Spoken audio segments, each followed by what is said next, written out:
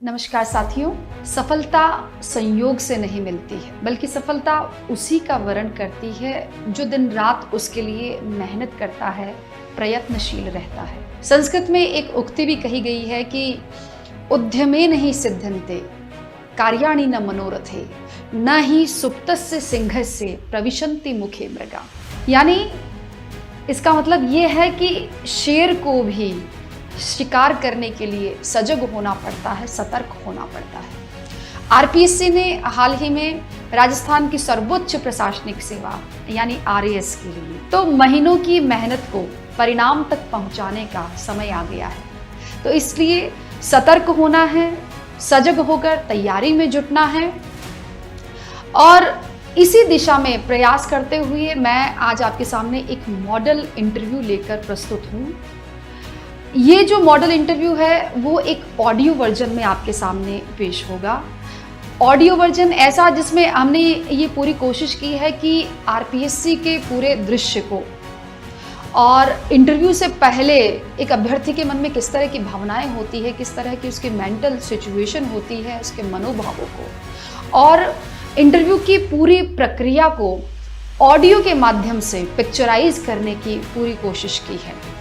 ये जो model interview है वो आपके लिए कहीं ना कहीं अवश्य ही मददगार साबित होगा और इंटरव्यू से जुड़े हुए बहुत सारे प्रश्नों, जैसे कि इंटरव्यू में जाते समय किस तरह के कपड़े पहने जाए, यानी वेशभूषा कैसी हो और किस तरह से बोर्ड रूम के अंदर प्रवेश किया जाए, प्रश्नों के जवाब देने का सलीका क्या हो, कोई अगर उत्तर नहीं आए तो किस प्रकार से प्रतिक्रिया देवे और अपनी मानसिक स्थिति पर किस तरह से नियंत्रण रखे। तो इन सभी प्रश्नों का जवाब आपको इस ऑडियो इंटरव्यू के माध्यम से मिलने वाला है। तो मैं बहुत बहुत आपको शुभकामनाएं देती हूं कि आपका इंटरव्यू अच्छा हो। तो आइए इसी दिशा में इस इंटरव्यू के ऑडियो वर्जन को ध्यानपूर्वक सुनते हैं और जल्द ही आयोजित होने वाले इंटरव्यू से पहले खुद को रिफाइन करने की एक और कोशिश करते हैं। 30 वर्षीय अनिल कुमार एक सामान्य कद के, प्रसन्नचित्त और आत्मविश्वास से भरपूर अभ्यर्थी हैं।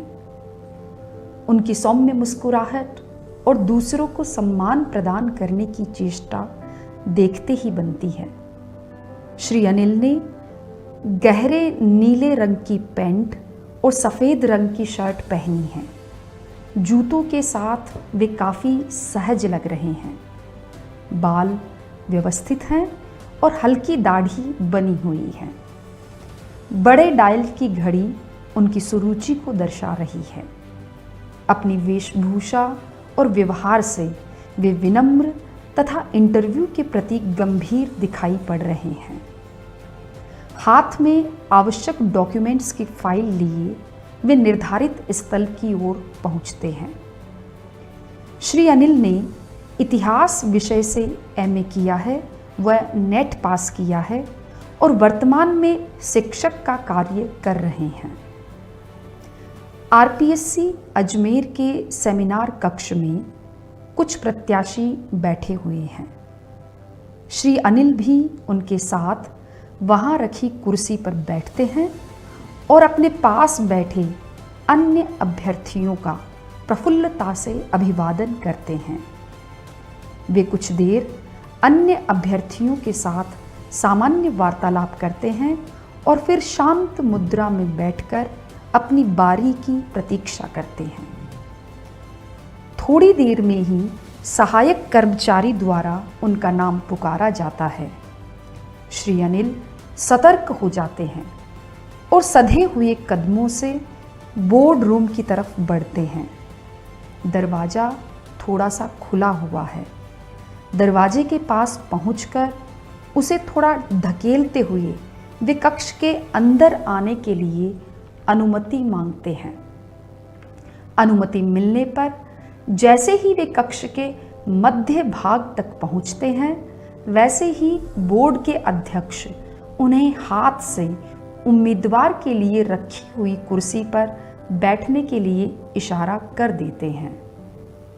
श्री अनिल चेहरे पर शालीन मुस्कान के साथ सभी सदस्यों का अभिवादन करते हुए निर्धारित स्थान पर बैठ जाते हैं।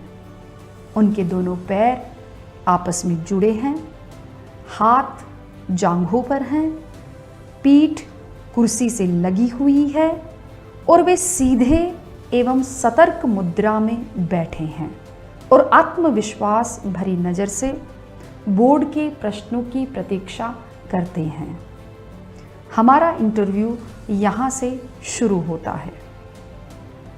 Shri Anil: good afternoon sir.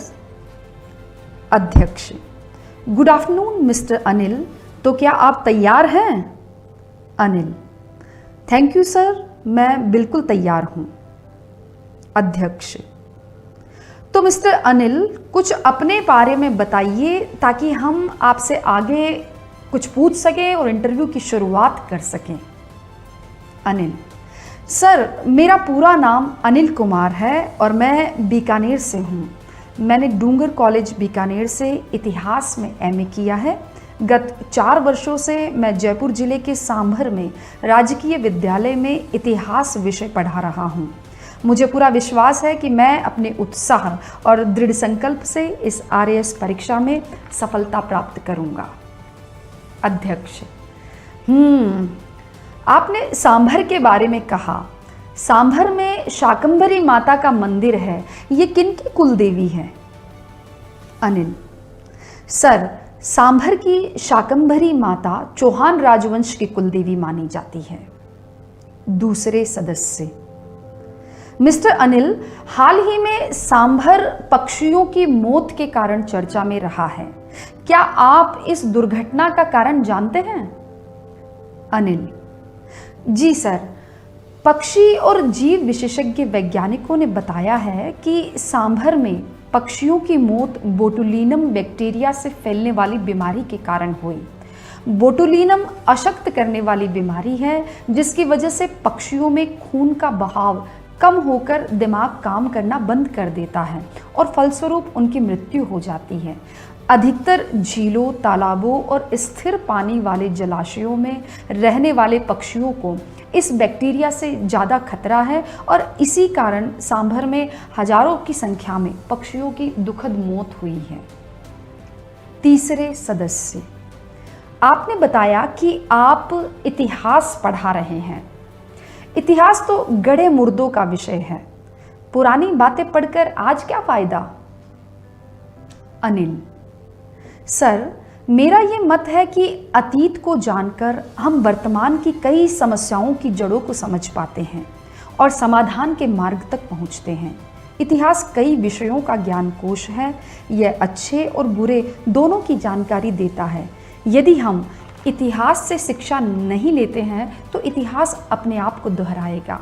राजनीतिक विघटन एवं विदेशी अधीनता, सांप्रदायिक राजनीति और विभाजन, साम्राज्यवाद और युद्ध, ये सभी उदाहरण देखे जा सकते हैं। मोटे तौर पर सर, सभ्यता की गाड़ी 2 चक्कों पर चलती है, एक अतीत की शिक्षा और दूसरा नवोन्मेष। इतिहास, मेरा मानना है, इसी का ही एक चक्का है।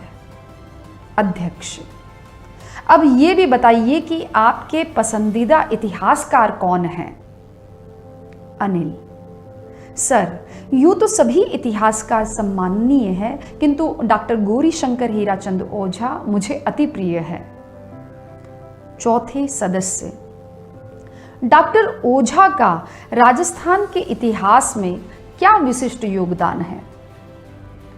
अनिल: मैडम, डॉक्टर ओझा राजस्थान क्षेत्र के मार्गशोधक इतिहास लेखकों में गिने जाते हैं।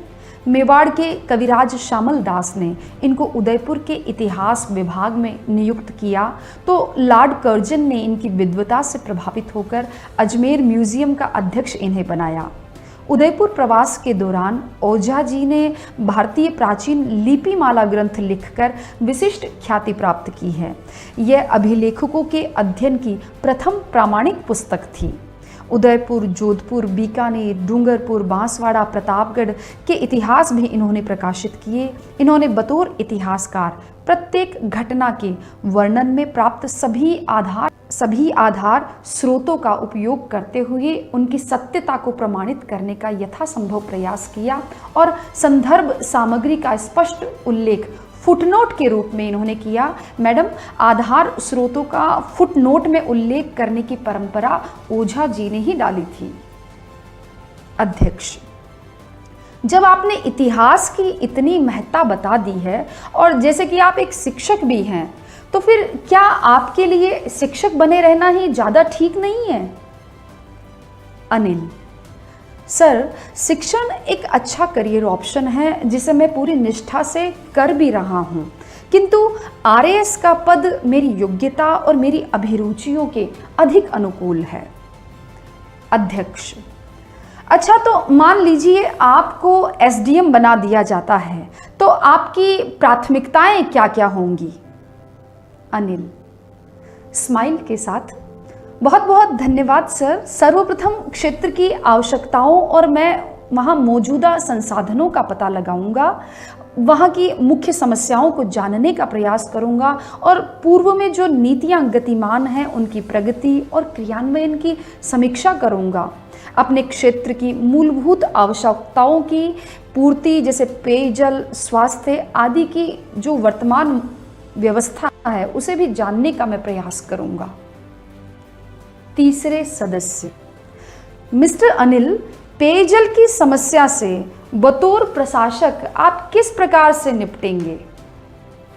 अनिल, सर, जैसे कि जल एक बहुमूल्य प्राकृतिक संसाधन है, जल संरक्षण, जनसंख्या नियंत्रण, सिंचाई की उन्नत विधियों के प्रयोग और वन परिक्षेत्र में वृद्धि और भूमिगत जल के विवेकपूर्ण प्रयोग से जल के अभाव और अवनयन की स्थिति को सुधारा जा सकता है। बतौर प्रशासक क्षेत्र की जनता में इन प्रयासों के प्रति मैं प्रचार प्रसार के द्वारा जागरूकता पैदा करूंगा। अपने उपखंड के उत्साही नागरिकों की एक टीम बनाकर जर्जर और देखरेख के अभाव में नष्ट हो रही परंपरागत जल संरक्षण की पद्धतियां जैसे सर खडीम, टांका, बावड़ी, कुएं, नाड़ी, बेरी आदि को मैं पुनर्जीवित करने का प्रयास करूंगा। तमिलनाडु में प्रत्येक घर में वर्षा जल संग्रहण हेतु टैंक बनाना अनिवार्य किया गया है। इसी तरह के कुछ और उपयोगी प्रस्ताव मैं योजना के बनाकर मैं राज्य सरकार को प्रस्तुत करूंगा। दूसरे सदस्य, बहुत अच्छा अनिल जी, ये बताइए कि सिंचित क्षेत्र विकास बीकानेर द्वारा कौन कौन सी योजनाएं, कौन कौन सी 4 योजनाएं संचालित की जा रही है? अनिल जी सर, पहली इंदिरा गांधी नहर परियोजना, दूसरी सिद्धमुख नोहर सिंचाई परियोजना, तीसरी गंग नहर सिंचाई परियोजना। क्षमा चाहता हूं सर, मैं इस समय एक और परियोजना का नाम अभी याद नहीं कर पा रहा हूं। दूसरे सदस्य, कोई बात नहीं, ये आपके पड़ोसी जिले नागौर के ही एक प्रसिद्ध शासक के नाम पर भी है। बोर्ड मेंबर श्री अनिल को हिंट देते हैं। Anil, thank you sir. चौथी परियोजना सर अमर सिंह सब ब्रांच परियोजना है। ये एक केंद्र प्रवर्तित योजना है जिसमें पक्के खालों का निर्माण होना है। चौथे सदस्य, डीएमआईसी से आप क्या समझते हैं Anil ji? Anil, DMIC sir Delhi Mumbai industrial corridor, ये एक डेडिकेटेड फ्रंट कॉरिडोर के दोनों तरफ लगभग 150 किलोमीटर की एक पट्टी को दिल्ली मुंबई इंडस्ट्रियल कॉरिडोर के रूप में विकसित किया जाना है। सर, डीएमआईसी कॉरिडोर के विकास की परिधि में राज्य के 22 जिले शामिल हैं। इस कॉरिडोर में औद्योगिक cluster, industrial park, special economic zone, power projects, औद्योगिक टाउनशिप और अन्य व्यापारिक और व्यावसायिक गतिविधियों को विश्व स्तरीय रूप से सर विकसित करने का लक्ष्य है। तीसरे सदस्य, राइट टू हेल्थ कानून के 3 प्रमुख बिंदु आप बताइए। अनिल जी सर, सरकारी अस्पतालों के साथ ही 50 से अधिक बेड की क्षमता वाले निजी अस्पतालों में भी मरीजों को आपातकालीन स्थिति में निःशुल्क इलाज मिल सकेगा। सर, आपातकालीन निःशुल्क इलाज की दृष्टि से देखा जाए तो ये स्वास्थ्य क्षेत्र में एक बेहतरीन मिसाल सिद्ध होगी। इसी तरह से सर दूसरा फ़ायदा या दूसरा बिंदु हम ये कह सकते हैं कि इस कानून के तहत outdoor patient, indoor patient, doctor से परामर्श, दवाइयाँ, डायग्नोसिस और इमरजेंसी ट्रांसपोर्टेशन प्रोसीजर और सर्विसेज, ये सभी सुविधाएं इसके द्वारा प्राप्त हो सकेगी। और सर एक और बात हम ये जोड़ सकते हैं कि प्रदेश के प्रत्येक व्यक्ति का हेल्थ इंश्योरेंस सरकार अपने स्तर से इस कानून के माध्यम से करवाएगी। दूसरे सदस्य, हाल ही में आरबीआई ने 2000 के नोट वापस लेने की घोषणा की थी। आप इसे किस रूप में देखते हैं? इसका क्या प्रभाव पड़ेगा? अनिल सर, आरबीआई का ये कदम देखा जाए तो आरबीआई की स्वच्छ नोट नीति का हिस्सा है, जिसका उद्देश्य जनता को बेहतर सुरक्षा सुविधाओं के साथ उच्च गुणवत्ता वाले मुद्रा नोट और सिक्के प्रदान करना है। 2000 के नोट वापस लेने का प्रभाव यदि अर्थव्यवस्था की दृष्टि से देखा जाए तो ये बहुत ही सर मामूली सिद्ध होगा, क्योंकि ये प्रचलन में मुद्रा का केवल 10.8% है और चूंकि अन्य मूल्य वर्ग के बैंक नोटों का हमारे पास में पर्याप्त भंडार मौजूद है, इसलिए सामान्य जीवन पर इससे कोई व्यवधान नहीं आएगा। और सर जैसा कि अर्थशास्त्रियों ने भी उच्च मूल्य के नोट को वापस लेना विमुद्रीकरण का ही एक समझदार रूप बताया है। इसी तरह से सर अल्पकालिक ब्याज दरों में कमी लाने और काले धन पर अंकुश लगाने में भी ये कदम काफ़ी प्रभावी और कारगर सिद्ध हो सकेगा। चौथे सदस्य, लेकिन ऐसा करने से मिस्टर अनिल प्रशासनिक खर्च कितना बढ़ेगा? आपका क्या विचार है?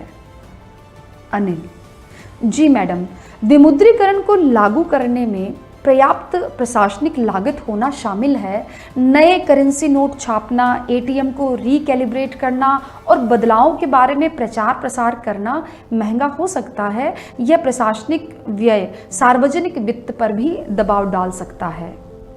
अध्यक्ष मिस्टर अनिल, आजकल चैट जीपीटी नाम काफी सुनने में आ रहा है, कुछ इसके बारे में बताइए। अनिल जरूर सर, इंटरनेट की दुनिया में चैट जीपीटी का नाम जोरों शोरों से लिया जा रहा है। सर ये एक आर्टिफिशियल इंटेलिजेंस बोट है जिसके फुल फॉर्म है चैट जनरेटिव प्रिंटेड ट्रांसफॉर्मर, जो कि गूगल की तरह ही एक सर्च इंजन है। सर ये पूर्णतया एआई यानी आर्टिफिशियल इंटेलिजेंस सिस्टम पर कार्य करता है और पूछे गए प्रश्नों का जवाब तुरंत टाइप करके प्रस्तुत कर देता है। इसके लिए बार बार किसी दूसरे ब्लॉग या वेबसाइट का भी सहारा नहीं लेना पड़ता है और हम बार बार रीजनरेट करके एक सेटिस्फाइड उत्तर प्राप्त कर सकते हैं। अध्यक्ष मतलब सवाल हमारे और जवाब एआई किए। श्री अनिल सामान्य मुस्कुराहट के साथ हामी भर देते हैं। अध्यक्ष एआई आने वाले समय में मानवता के लिए एक बहुत बड़ा खतरा सिद्ध हो सकती है। इस विषय पर अनिल जी आप कहां तक सहमत है? अनिल सर ये विषय जरूर एक चिंता का विषय है। इसे कई आयामों में देखा जा सकता है। एक तो एआई जो इंसानी आवश्यकताओं को रिप्लेस कर रहा है, इससे निश्चित रूप से बेरोजगारी बढ़ेगी। एआई की लत बेशक इंसान को आलसी बनाएगी, क्योंकि उसके पास में पका पकाया मटेरियल हमें बटन दबाते ही मिल जाएगा। एआई का अनियंत्रित प्रयोग सर मानवीय नैतिकता पर भी संकट खड़ा करेगा। सर मेरा ये मानना है कि मशीनें केवल वही कार्य पूरा कर सकती है जिनके लिए उन्हें डेवलप्ड और प्रोग्राम किया हुआ है। इससे रचनात्मकता और नैतिकता और भावना के स्तर पर वे असफल ही सिद्ध होंगी। तथापि सर चिकित्सा व उपचार के क्षेत्र में, शिक्षा और मार्केटिंग एरिया में एआई का बेहतर उपयोग किया जा सकता है। चौथे सदस्य वर्तमान में कई नए जिले बनाए गए हैं। एक प्रशासनिक अधिकारी के रूप में सोचकर बताइए कि नए जिले की स्थापना के लिए क्या प्रशासनिक चुनौतियां आएंगी? अनिल मैडम निश्चित तौर पर नए जिले के गठन में प्रशासनिक चुनौतियां लाजमी हैं। जैसे नई प्रशासनिक संरचनाएं किस प्रकार से विकसित की जाए, इसके लिए स्टाफ की समस्या, नए जिले के गठन के लिए बुनियादी ढांचे का विकास करना एक बहुत बड़ा टास्क है। इसी तरह से मैम, जिले के सुचारू संचालन और प्रभावी कामकाज को सुनिश्चित करने के लिए सावधानीपूर्वक योजना बनाना और समन्वय स्थापना करना भी एक बहुत बड़ा चैलेंज होगा। अध्यक्ष श्री अनिल, अध्यक्ष हाल ही में राजस्थान में इन्वेस्टमेंट समिट हुआ था। आप ये बताइए कि इसमें कितनी विभूतियों को राजस्थान रत्न से सम्मानित किया गया?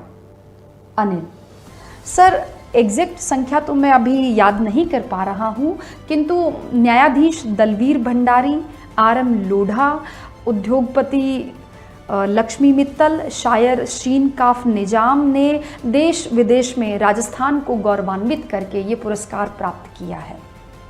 अध्यक्ष थैंक यू अनिल जी, आपसे काफ़ी सारे मुद्दों पर बात करके अच्छा लगा। आपका साक्षात्कार यही समाप्त होता है, आप जा सकते हैं। Anil thank you sir.